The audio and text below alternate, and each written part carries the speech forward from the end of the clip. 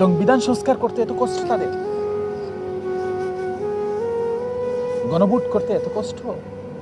আর সালাউদ্দিন সাহেব বলেন 4টা প্রশ্ন ওনার পড়তে 3 ঘন্টা লাগে। আরে আপনি তো একজন লেখাপড়ার মধ্যে খারাপ স্টুডেন্ট, লেখাপড়া আপনার খারাপ।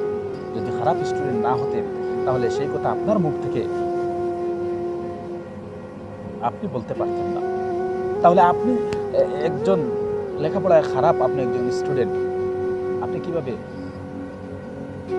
স্বরাষ্ট্রমন্ত্রী বলেন? আপনার তো উচিত আপনি বয়কট করা, আপনার তো উচিত আপনি সেই পদ থেকে আপনি পদত্যাগ করা, আপনি দূরে সরে যাওয়া।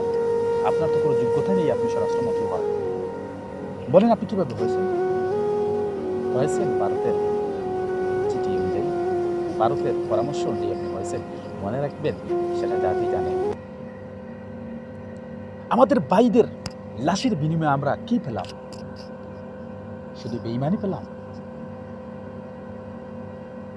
দেশটাকে সুন্দর করতে আমাদের ভাইরা জান দিয়েছে, রক্ত জড়িয়েছে।